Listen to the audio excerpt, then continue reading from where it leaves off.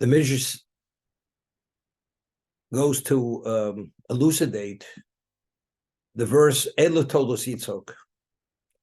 These are the children of Yitzchok. Avram holised Yitzchok. Avram fathered Yitzchok. Zesha Omar HaKosov. So the Midrash says, cites a verse in Proverbs. Shlomo, King Solomon says, Ateres Zekene B'nei Bonim. The crown of the elders are the grandchildren, of the sons of the sons. That's the crown of the grandparents. V'tiferes Bonim, and the glory of children, Avosim, is the parents. The crown of the elders are their grandsons, and the glory of the children are their parents, or their forefathers. The forefathers. Each one plays off the other. What does this mean? Hatzadikim misachim b'vnei v'neiim.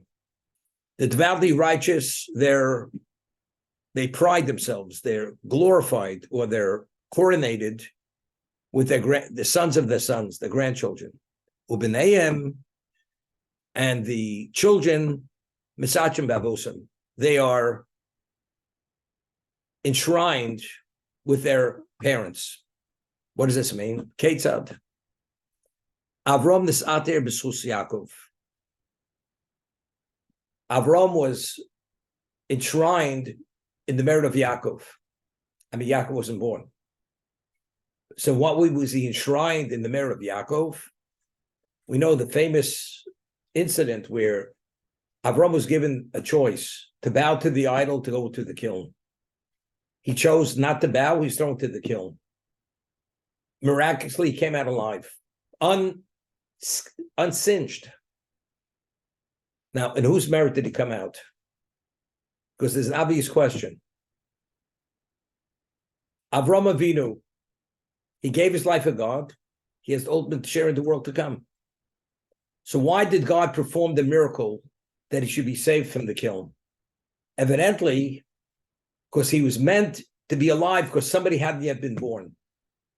Since Yaakov was essential to creation, and if he would have perished in the kiln, that means there wouldn't have been a Yaakov. Because if he would have perished, there wouldn't have been a Yitzchak. Yitzchak was the father of Yaakov. So God had to perform the miracle to save the life of Avram, because there had to be ultimately Yaakov, there had to be Yaakov, there had to be Yitzchak.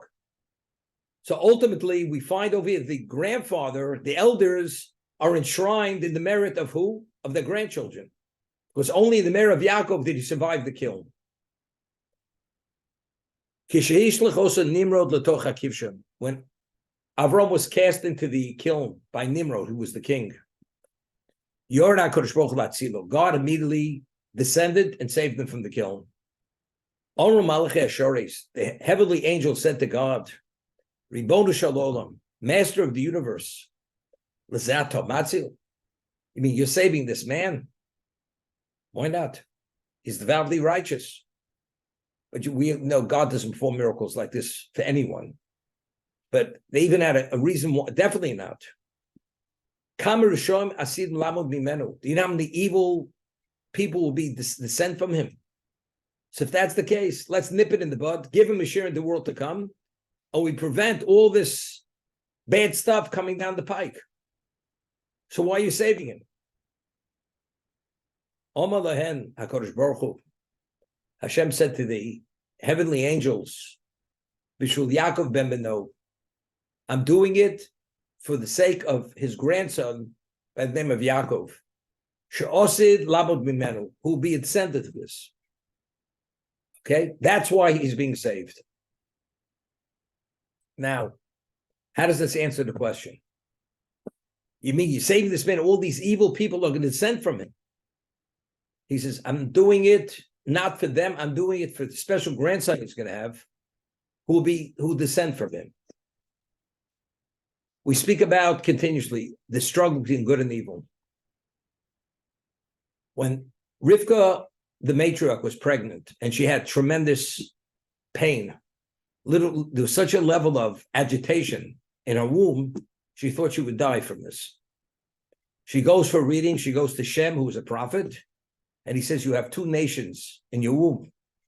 One representing good, one representing evil. And when they emerge from your womb, each one is going in his direction. And ultimately, there's going to be this tug of war till the end of time between both these entities. When one rises, one falls.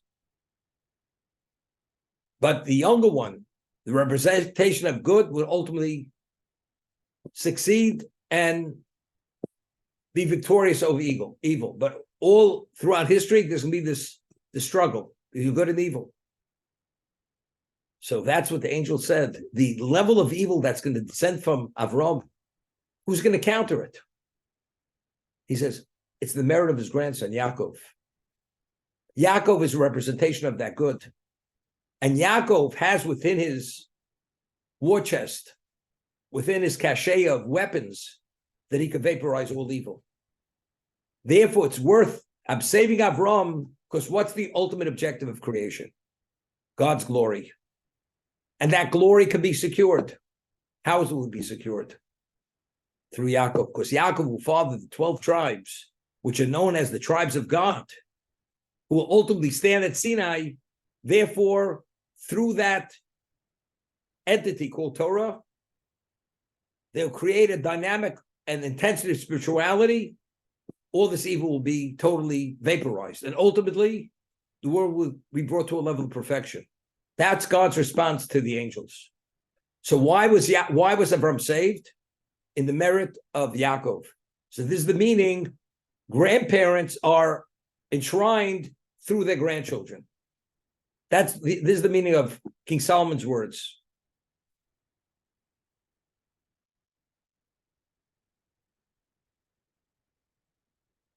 Omer Brechio, and it's a verse in Isaiah.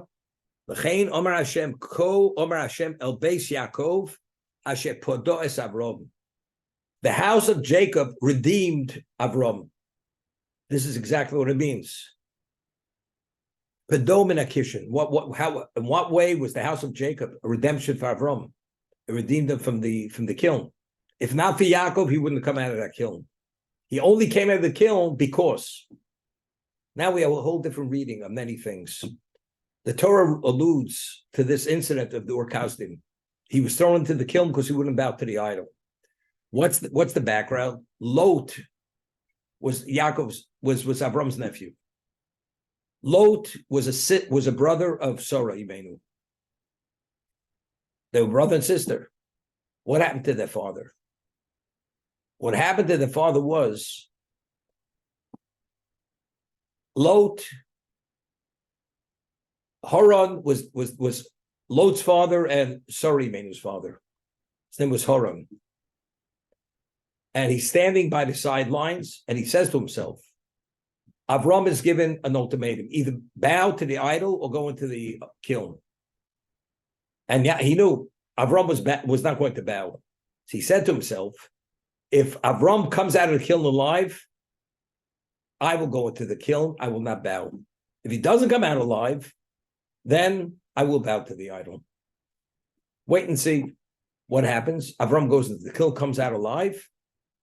So Nimrod says to Lot, to Haran, Avram's brother, Mr. Haran, what are you doing? He says, I'm going into the kiln, I will not bow. He goes into the kiln, perishes in the fire. Doesn't come out. So it seems to be what? It's a fluke. That Avram was saved from the fire, it's a fluke. Because if the God of Avram saves a person who doesn't bow, why wasn't Haran saved? So the way I always understood it is the simple explanation. Avram went into the kiln, he went in to die. I will not bow even means to die. When Haran went into the kiln, he believed as Avram came out alive, he's going to come out alive. But when you go into the fire to come out alive, you don't come out alive. Because it's only due to give your life for God, that merit saves you from the fire. Haran, why didn't he bow? Because Avram didn't bow. And Avram came out unscathed. If that's the case, I won't bow, I'll also come out protected. But that's not enough to be worthy of a miracle. That's a simple understanding. But with this, it's a whole different understanding. Why did Avram come out alive? Even if Haran would have done it, not to bow, to give his life, he wouldn't have come out alive. Why? because Avram was meant to have a grandson called Yaakov. Even Avram, as special as he was, as much as he was going to die for God, God says it's too early. Because if you die, there's no Yitzchak and there's no Yaakov. And since the objective of creation, there has to be a Jewish people, which emanate from Yaakov, if that's the case, you're not going to die. Haran, Yinabal gives you the greatest share in the world to come. But there's no reason to save you, because even Avram was only saved only because of Yaakov. So that's the understanding. Not as originally I had said. So even if Haran would have gone in to die, he wouldn't have come out alive. Because even Avram wouldn't have come out alive, only because of the merit of Yaakov. The Yaakov was the redemption for Avram from the kiln. Okay?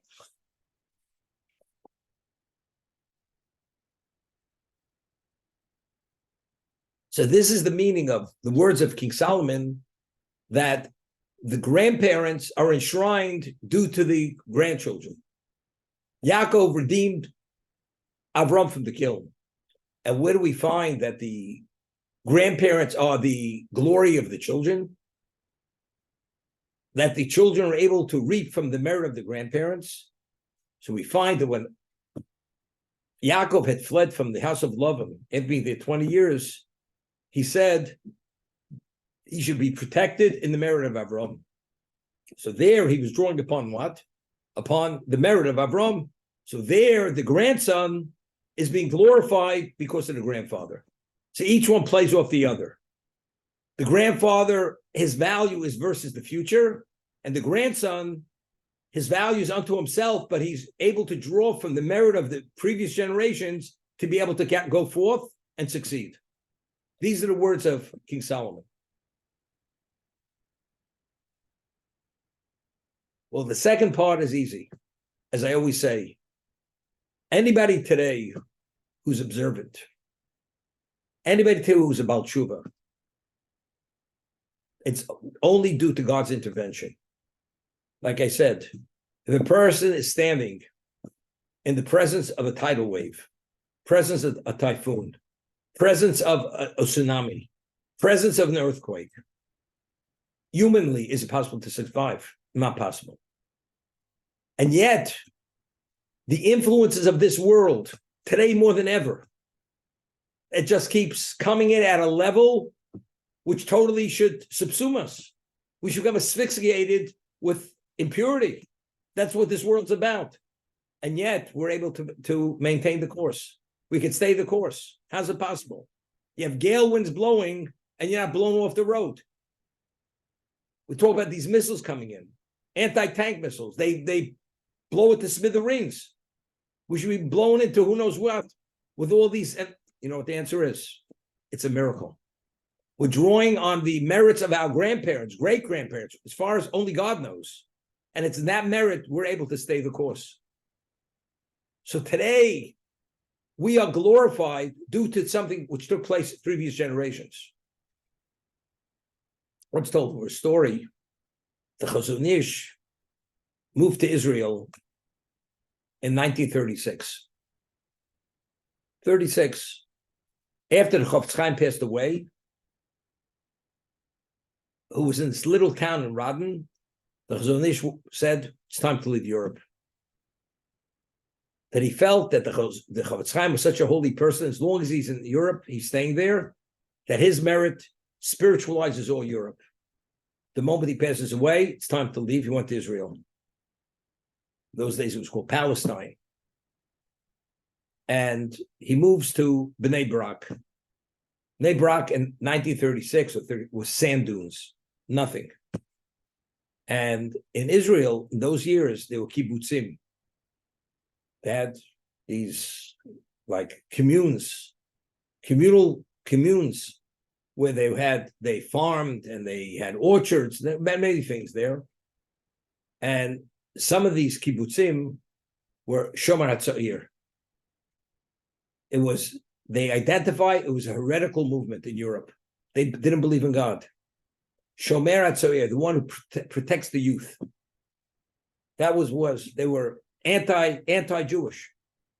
That's what they were. Anti-religion. And now the Panovich Rav Shlomo Yosef Kahneman, was in Israel when the war broke out. He was stuck there. His family all perished, his wife, his children. He had one son.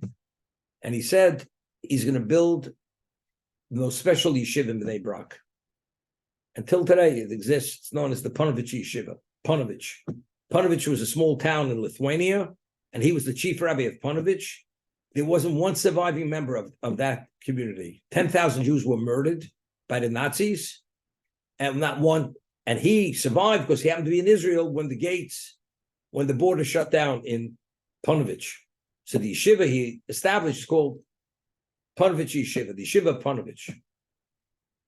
One day, and he created a post-high school, a school for orphans from the Holocaust survivors who came to Israel after the war. You know, the famous ship, the Alta Telena, when it came in, and they broke through the British Exodus, the whole story. So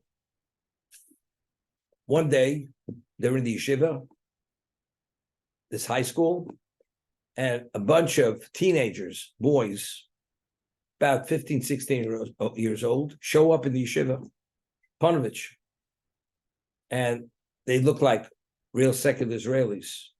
In those days, they used to wear, it was called a temba hat, kova temba. You ever see pictures of Israelis picking oranges? They're on a ladder and they're wearing this hat, it looks like a cone on top of their heads. And their sleeves are rolled up and they're wearing shorts, very short shorts. And they're really, bronze-colored skin because they're working in the sun all day. And about a group of them, 12, 15, come in to the yeshiva and they say, we want to learn Torah.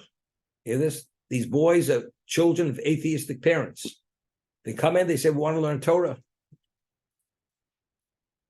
So they said right away, we're not geared for you. The students are here, they come from observant homes, and they have a different orientation. Our curriculum doesn't accommodate where you're coming from. We can't accommodate.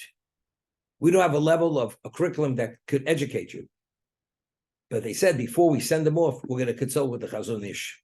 Chazon Ish was the leading Torah Sage in Israel.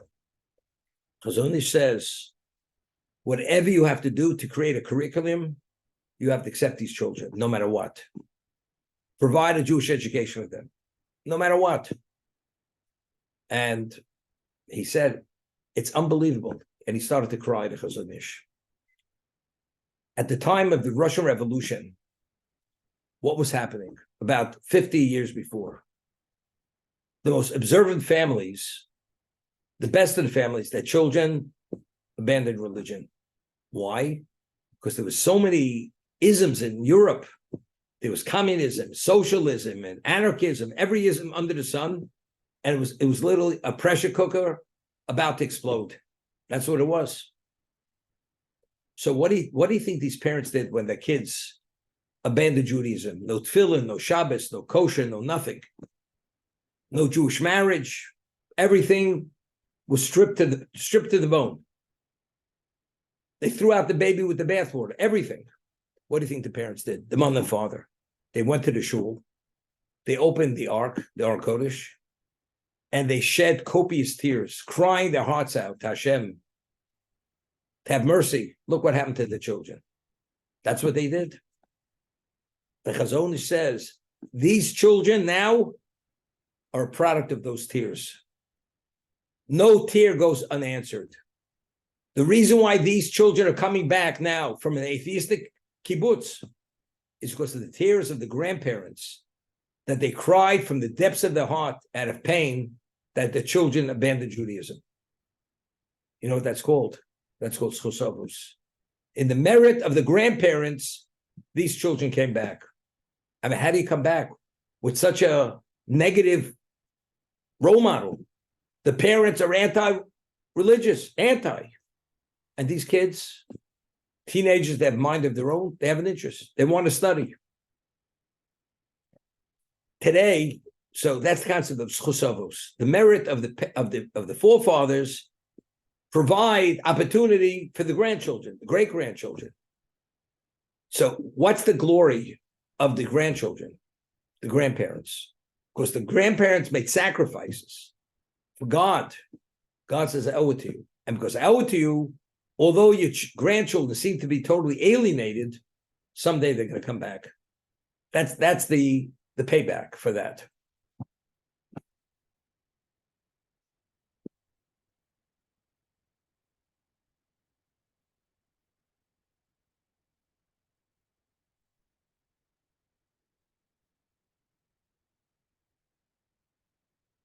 You know, many years ago, Beryl Wine, he's a Jewish historian. He lives in Israel today. He used to live in Monsey. He had a yeshiva. He was a rabbi of a synagogue. He's a rabbi down in Florida, in Miami, for many years before he moved to Monsey. And he tells over a story that before Castro came to power in Cuba, there was a person, he was the head of Cuba, whether he's called prime minister, his name was Batista. And many Jews during the Holocaust, after the Holocaust, moved to Havana, Cuba. And they were very wealthy Jews. They became wealthy there. Why? Because Jews, especially from the background from Europe, they're very entrepreneurial. They opened factories and businesses, and they were the wealthiest class in Havana. The people who lived in Cuba, many of them weren't even literate. These Jews could write and read, and they already were adept in business because they remember from their parents, the grandparents in Europe, they all were very much into business, became very wealthy.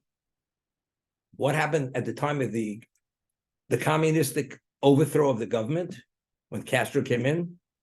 They nationalized everything, and the Jews were able to leave. But you could leave only with a minimal level of possessions, one suitcase, your clothing, some clothing, and up to a certain amount of value, financial value. So the Jews in Havana were very Zionistic.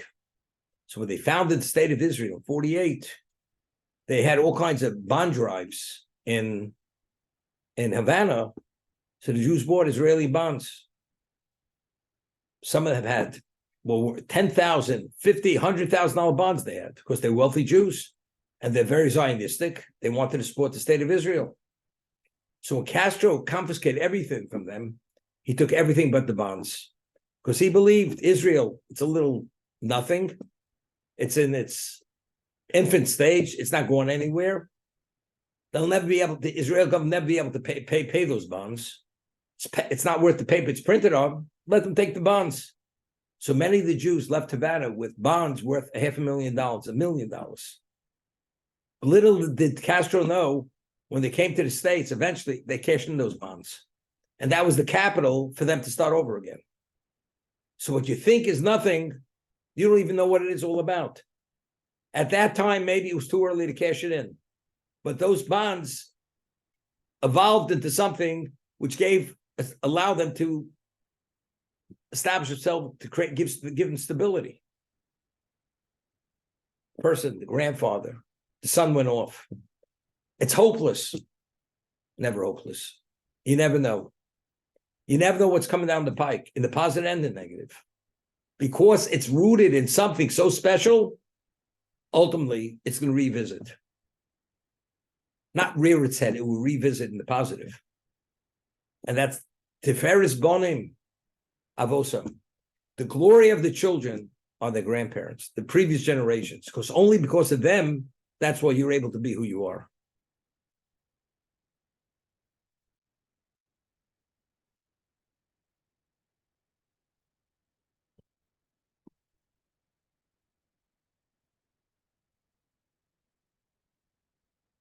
You know, there's an expression in English, his father has a phenomenal, successful business, and he graduates school, the son moves into the business.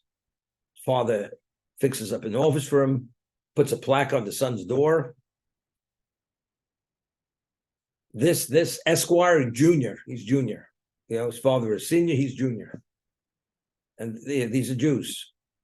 And what his father forgot in business, this kid will never learn if he lived another 100 years. And they say, something. He lives high in the hog, the kid, the son.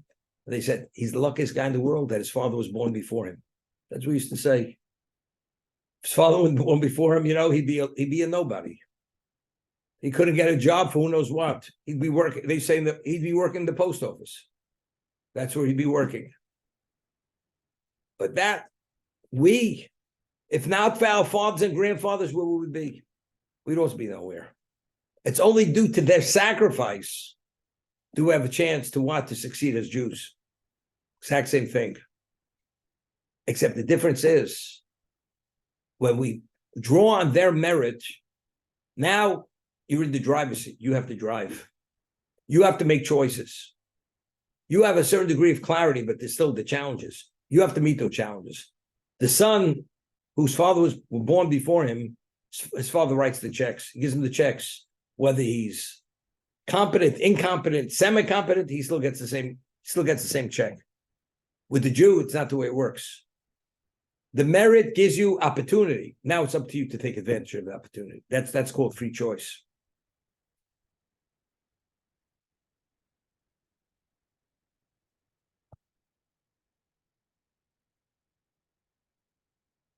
There was a great rabbi in the Talmud. He was a colleague of Rabbi Akiva. His name was Rabbi Yeshua. Rabbi Joshua, Rabbi Yeshua ben Hanania. And the Roman emperor, his name was Adrianus. He was around the destruction of the Second Temple period. And he calls in the rabbi, and he was to consult with this rabbi. This rabbi was a very wise man. And he says, the prophet speaks about the Jews being a scapegoat. The Jews a scapegoat. We're surrounded with 70 wolves. You know what 70 wolves could do to a goat? They could devour the goat. There won't be a remnant of its existence. So Adrianus, the Roman emperor, says to Rabbi Yeshua, it's a great rabbi, says, how could a goat survive 70 wolves? Being surrounded by 70 nations, there were wolves. How do you survive? How do you thrive? How do you exist? So the Roman emperor says, there's only one answer. Evidently, these wolves are really sheep in wolf's clothing, but they're really sheep.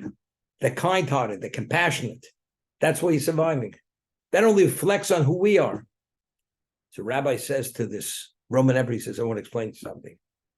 It has nothing to do with you. We have a tough shepherd. It's the shepherd that's watching over us. That's what it's all about. In terms of the world, they would eat us alive. We see today, the Holocaust was how many years ago? 80 years ago. The level of anti-Semitism on a global level, just since the last month, the FBI reported anti-Semitism in the United States increased close to 500 times, 500%. In a month, how's it possible? As they say, public opinion turns on a dime, God forbid. Anti-Semitism turns on less than a dime. That's how quickly things can change. Because when evil gets the upper hand, it can convince you on anything. Day becomes night, night becomes day. So why are we surviving? Despite everything, we got a tough shepherd.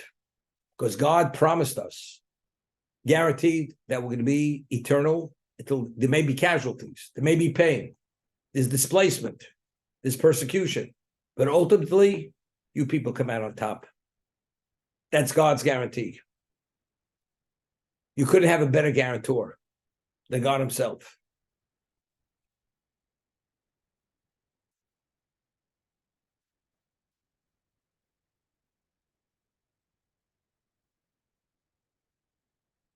The Medrash tells us that the Jewish people come to Hashem and says, how do we survive this? The nations of the world are plotting continuously. Their whole mind is occupied. How do we destroy the Jews? How do we do it? God says, don't worry. They will not succeed. They could have all the plottings, all the approaches. I will foil every plot they make. You don't have to worry about it. I'm your guarantor. Are there going to be casualties? There'll be casualties along the way. But ultimately, the core is going to remain.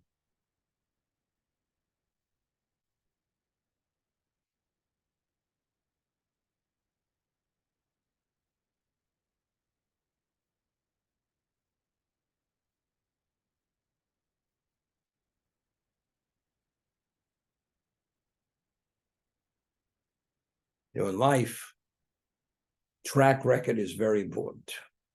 We have track records. We have a track record with God. If you track history, from the time of the destruction of the temple to today, what have we been through as a nation? We had peaks, we had valleys, we had subterranean level of existence. To that degree, that's how far we sunk. That's how far we were persecuted. We were killed, we were butchered, World War II. Afterwards, the United States embraced us, took us in. We pulled at the heartstrings of the world when they saw the atrocities of the concentration camps. They couldn't believe that a human being could do such things. So again, it's God alone. And to prove it, sometimes God puts you in a position where you have no control, to understand that he's the one who's in control. And to understand he never abandons us. No matter what, he doesn't abandon us. And when he does abandon us, it's not called abandonment. It's called teach you a lesson. It's part of the atonement process.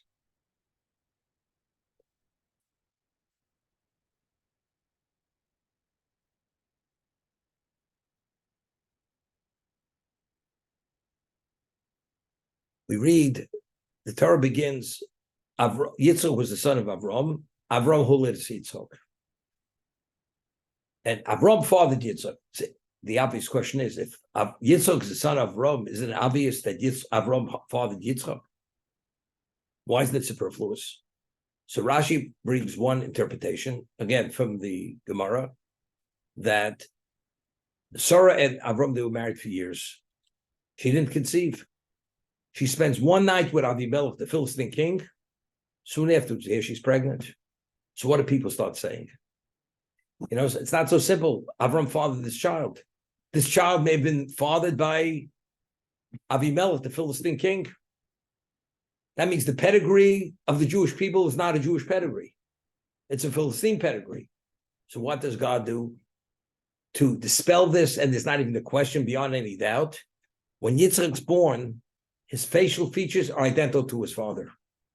They literally were identical twins, the equivalent of identical twins. So nobody could even consider saying that Yitzchak is the son of the Philistine king, Avimelech. So that's what Torah is saying. These are the children of Yitzchak, the son of Avram. And how do we know Avram is the father? Because Avram holed Yitzchak. Because anybody who look at Yitzchak, it's beyond any doubt, irrefutably, he fathered Yitzchak, because Yitzchak looks identically as Avram looks. That's Rashi says this possible interpretation in his commentary on the Chumash.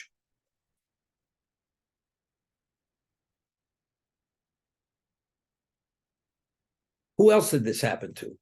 We read in prophets that King David was a fugitive, and he was literally dying of hunger, and he flees with his band of men, and there was a very rich man. His name was Novel. Novel was a Jew, very bad man. He had a wife, her name was Abigail, which ultimately this man's wife became David's wife afterwards. And he sends a message to Novel, this rich man, could you provide us with wine and bread? Because we're starving to death. He says, you know something? It's not my problem, it's your problem. I don't have to worry about you. Starving to death? Why are you burdening your burden on me? Not interested. David was enraged. David already was anointed to be the king. He hears this, immediately puts on his weapons, and his men put on their weapons, and they're going to go kill Novel. Of course, this kind of comment is the equivalent of rebellion. You're rebelling. If he asks for wine and bread to survive, there's a rebellion going on. How do you talk this way? So somehow his wife Abigail convinced him not to do it, not to kill her husband. 10 days later, God sends a plague.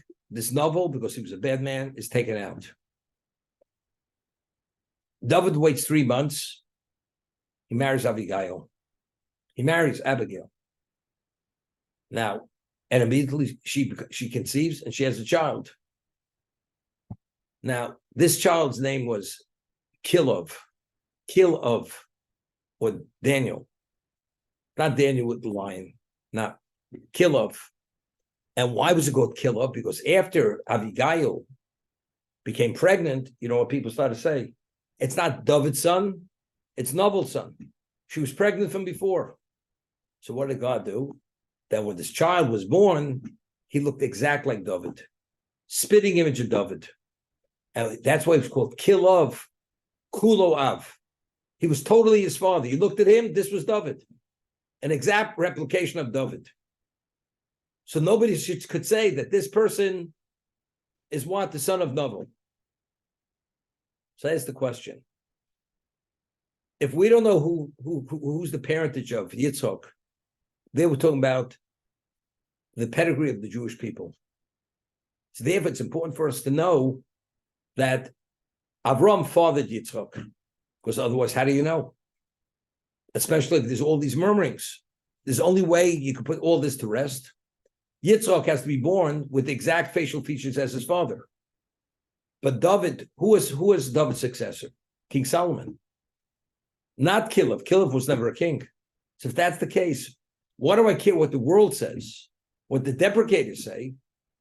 Factually, he knows she was not pregnant, David, and Abigail knows, and the inner circle knows.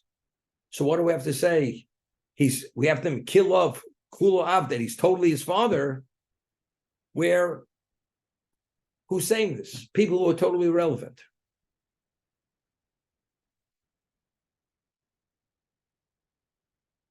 That's the question I asked.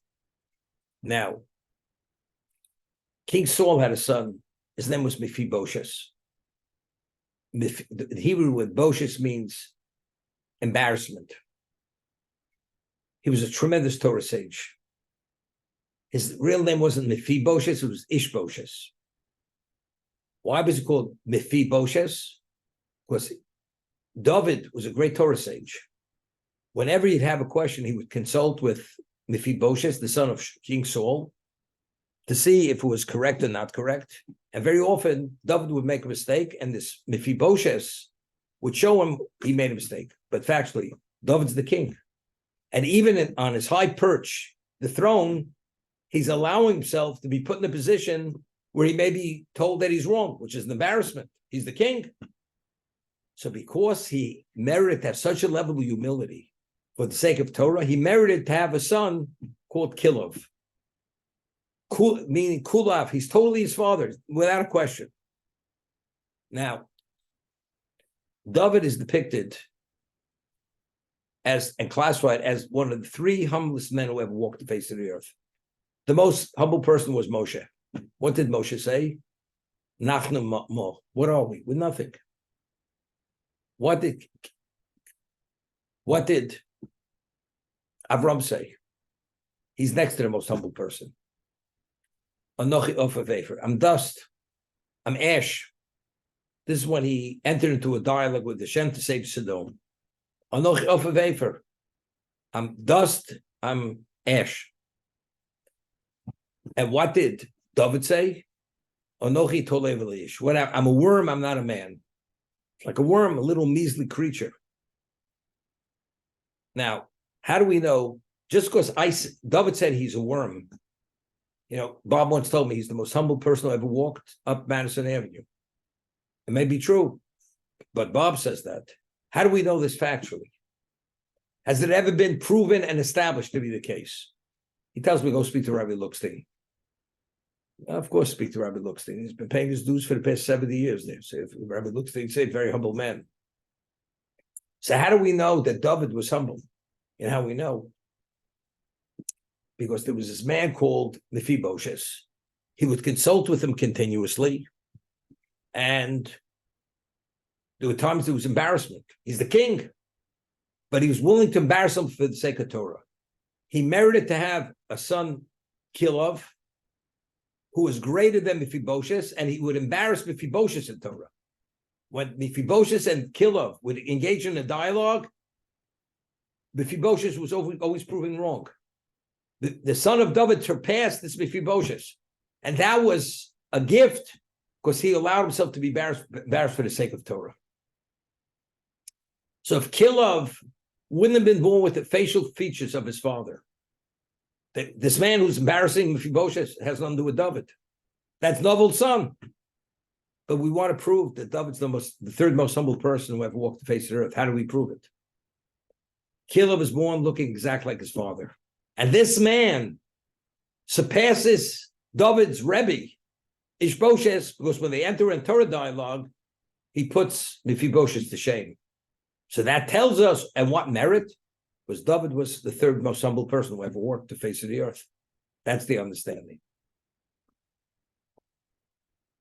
Okay.